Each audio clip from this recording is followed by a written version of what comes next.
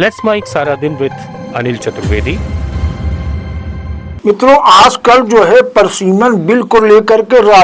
देश की राजनीति में उथल पुथल मची हुई है।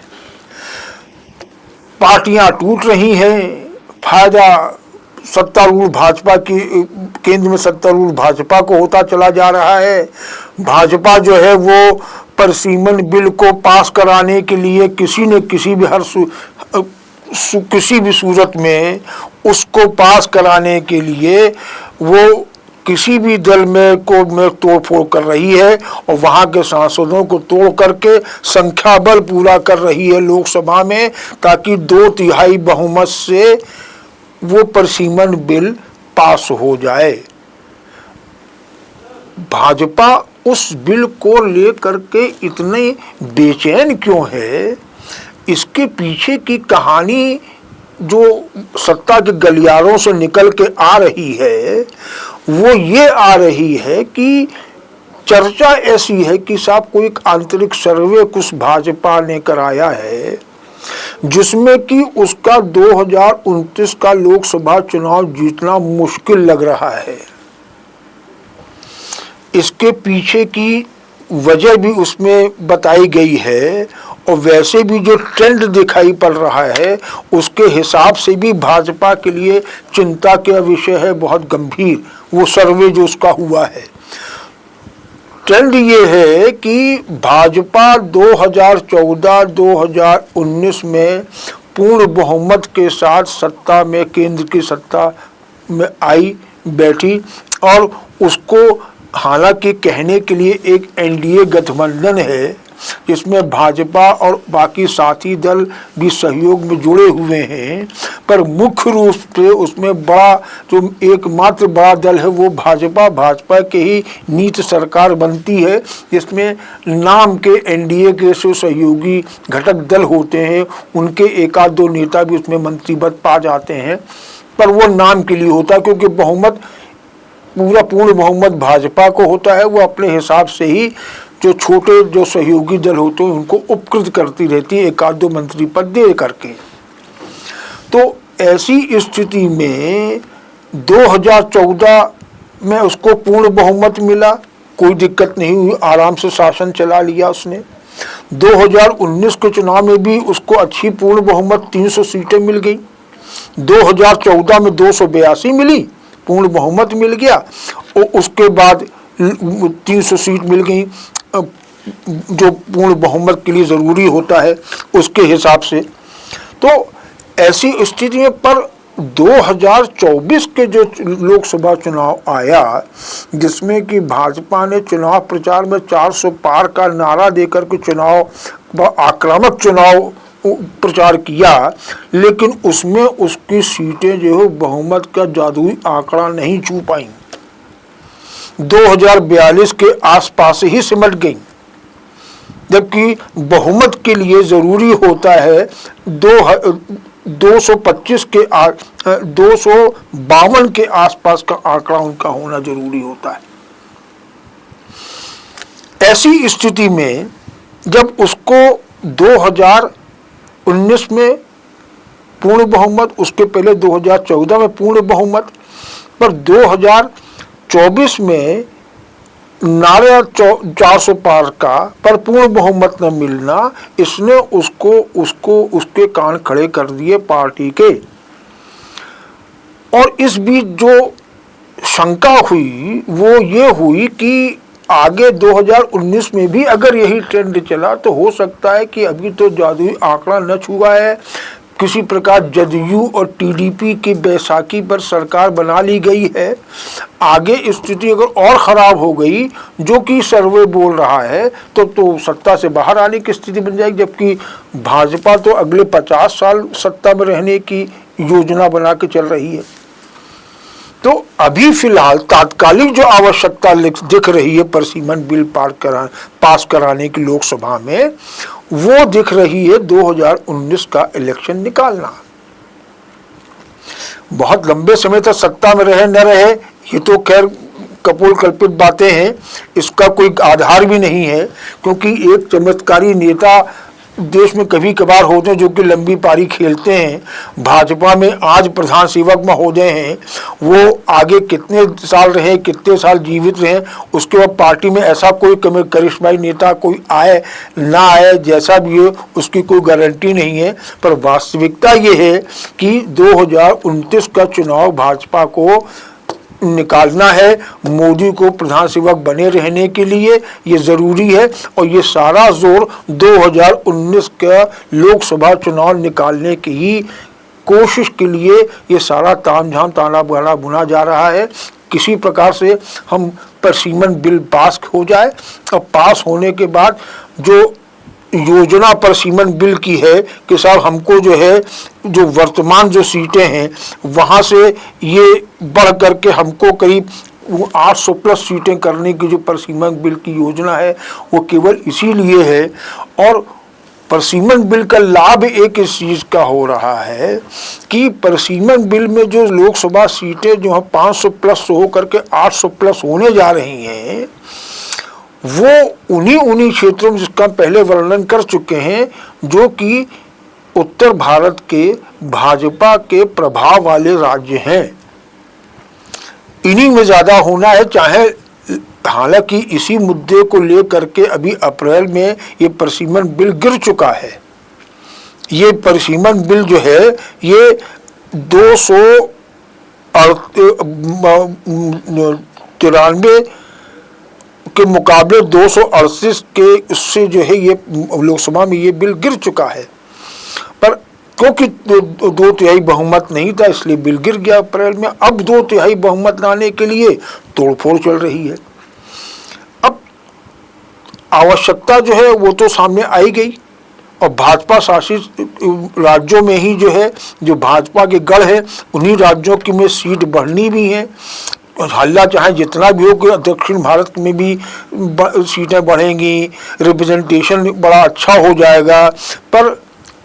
वास्तविकता ये है कि जनसांख्यिकी जो वास्तविकता देश की है उसका राजनीतिक फायदा मिलेगा सीधे भाजपा को परसीमन बिल पास होने पर, क्योंकि जो सीट बढ़ेंगी ज़्यादातर भाजपा के गढ़ वाले राज्यों में बढ़ेंगी,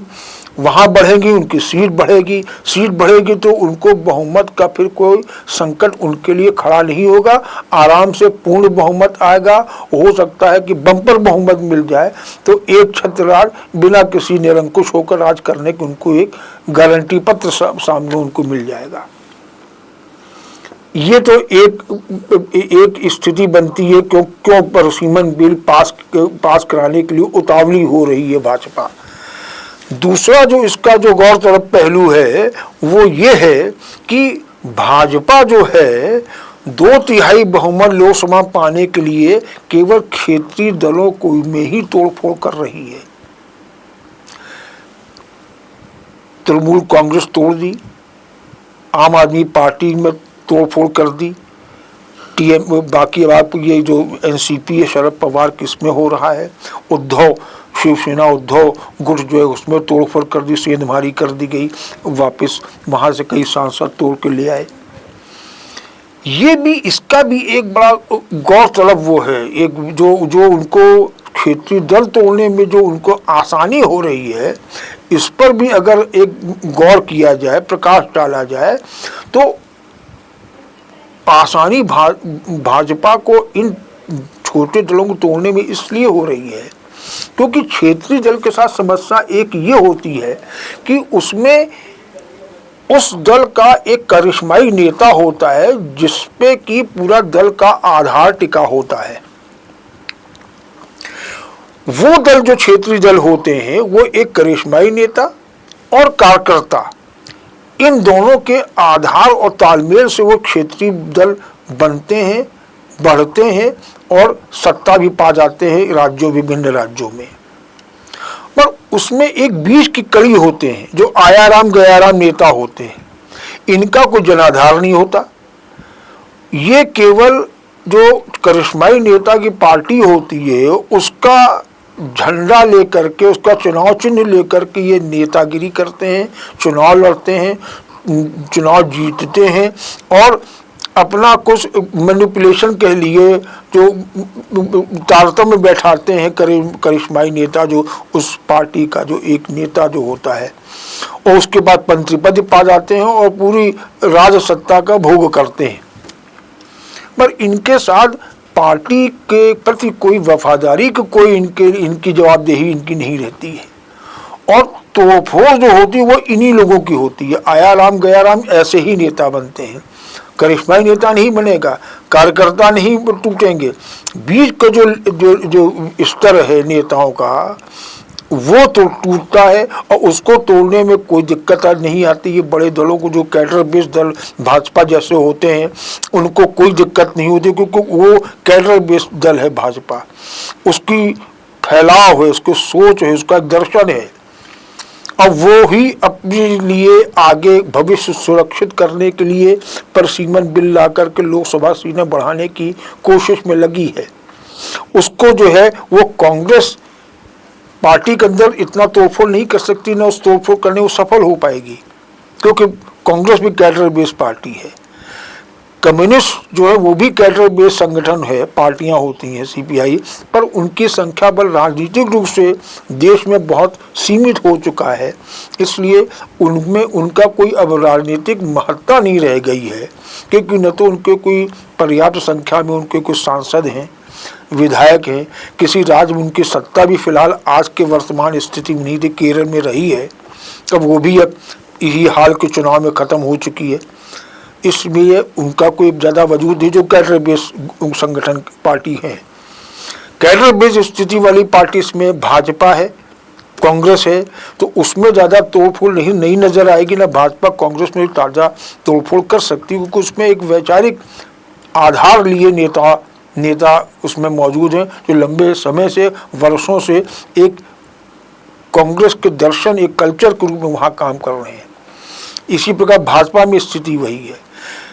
बचते हैं क्षेत्रीय दल तो उसमें तोड़फोड़ हो रही है। वजह इसकी क्या है कि जो अब की बार जो 2024 में जो इलेक्शन में बहुमत नहीं मिला, उसकी वजह से जो जदयू टीडीपी को जो बैसाखी के सहारा लेना पड़ा है भाजपा को, भाजपा का की प्रकृति नहीं है एक बैसाखी के सहारे राज करने की, पसंद उसको नहीं है, वो पूर्ण बहुमत से राज करना चाहती है। और इसीलिए जब 2014 में या 2019 में जो उसको पूर्ण बहुमत मिला, तो उसमें कहने को एक एनडीए गठबंधन रहा है, भाजपा नीति गठबंधन एनडीए का रहा है, उसमें दो छोटे मोटे दल भी सहयोगी रहे हैं, उनको एक मंत्री पद मिलते रहे हैं,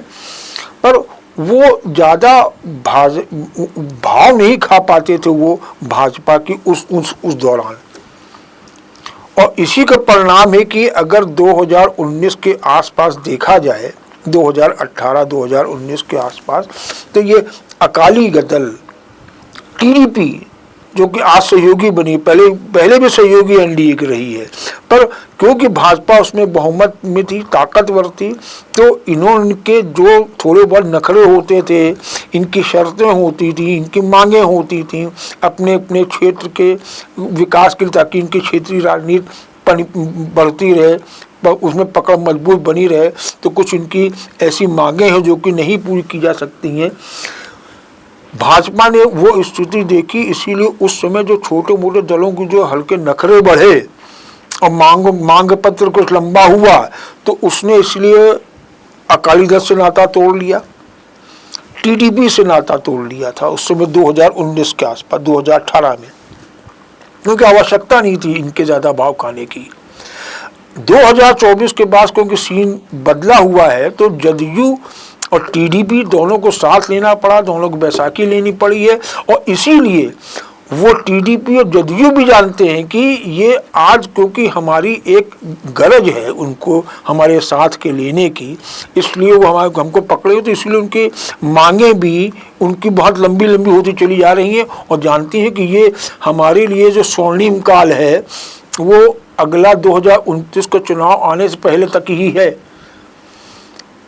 2019 में भाजपा को फिर अगर पूर्ण बहुमत मिल गया तो फिर हमको लात मार बाहर निकाल दिया जाएगा। इसलिए वो आज अपनी जो मांगे हैं, जो अपने क्षेत्र में अपने को मजबूत करने के लिए जो उनको केंद्र से सहयोग की अपेक्षा है वो पूरा करने के लिए वो पूरा जोर लगा रहे हैं और बड़ी बड़ी मांगे मांग रहे हैं और केंद्र सरकार उनको दे भी रही है क्योंकि बैसाखी है वो दोनों। ये स्थिति 2029 में ना के चुनाव में ना आए और आगे के चुनाव में ना आए, परसिमन बिल का वही पास करने की एक वही जोर चल रहा है। आगे तो स्थिति क्या जा रहा है, अभी फिलहाल तो उनके लिए 2029 का लोकसभा चुनाव निकालना है भाजपा को, लिहाजा उनको तोड़फोड़ में लगी हुई है और जो जिन पार्टियों को तोड़फोड़ हो रही है वो क्षेत्रीय पार्टियां हैं, उनमें उनसे नेताओं को तोड़ना, अपने पक्ष में लाना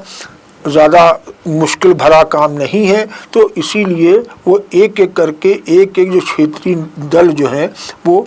निशाने पे भाजपा के आ रहे हैं और वहाँ से सांसद अब तोड़े जा रहे हैं अच्छी तरीके से। पर स्थिति एक ये है कि इतना सब कुछ हो तो रहा है, भाजपा सबको तोड़फोड़ में लगी हुई है बुरी तरीके से, वहाँ के खरीद फरोख्त में हॉर्स ट्रेडिंग चरम सीमा पे इसमें चल रही है। पर एक तरफ दूसरा भी एक सामने स्थिति है कि जो जिसकी वजह से अभी अप्रैल में ये परसिमन बिल गिरा है,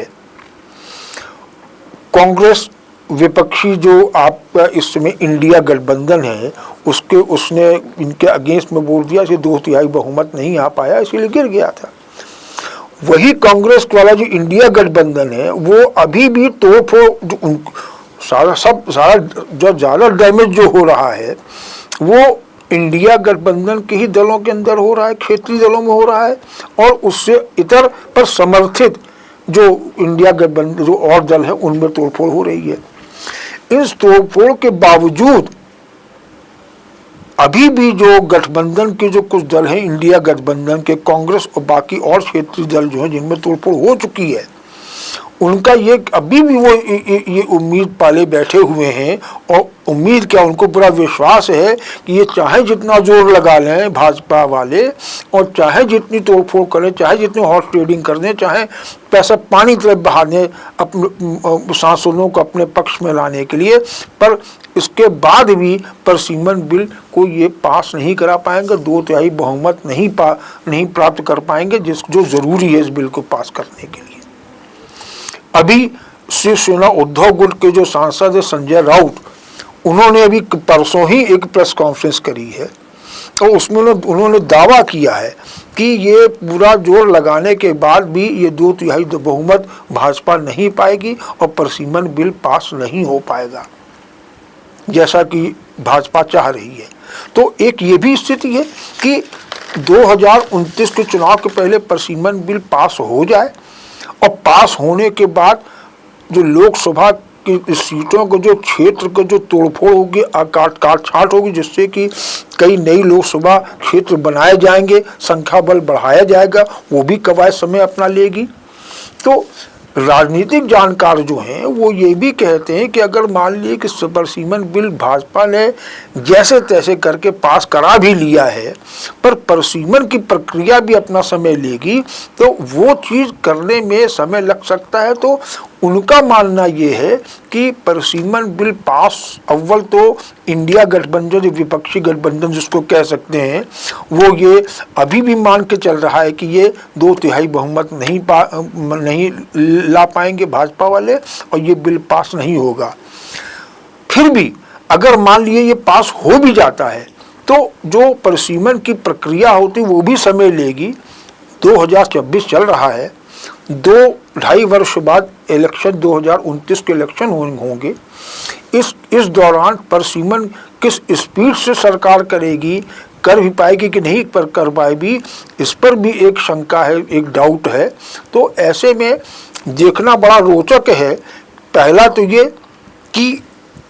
इतनी तोड़फोड़ के बाद भी क्या भाजपा 2/3 बहुमत ला करके परसिमन बिल पास करा लेगी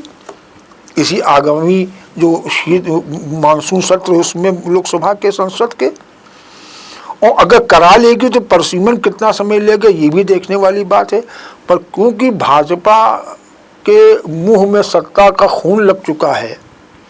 तो वो ऐसे छोड़ने वाली स्थिति नहीं उसकी दिखती है। वो जिस प्रकार से मतदाता सूची SIR में उसने काट छांट करके वोटरों को निकाल बाहर करके कि हे नितिन प्रकारेण जो है महाराष्ट्र में बंगाल में सत्ता हथियाई है, तो यहाँ तो केंद्रीय सत्ता का सवाल है। तो हो सकता है कि वो परिसीमन बिल पास हो जाए और उसी ये परिसीमन की प्रक्रिया पूरी करके और 2019 को चुनाव करा लिया जाए, ये भाजपा कर सकती है। पर अभी फिलहाल स्थिति ये है कि लोकसभा बिल पास हो रहा है, ये देखने वाली बात है। और अगर होता भी है तो किस प्रकार से प्रक्रिया इतनी जल्दी आपाधापी पूरी होगी, ये भी एक आने वाले समय में एक बड़ा रोचक परिदृश्य देश में सामने प्रस्तुत करेगी, ये देखा जा सकता है। इसी के साथ आगे की स्थिति क्या बनती है देखते हैं। ये चर्चा ही समाप्त करते हैं। नमस्कार। आप सुन रहे थे let's mind more than radio. Follow कीजिए हमें हमारे सोशल मीडिया प्लेटफॉर्म्स पर।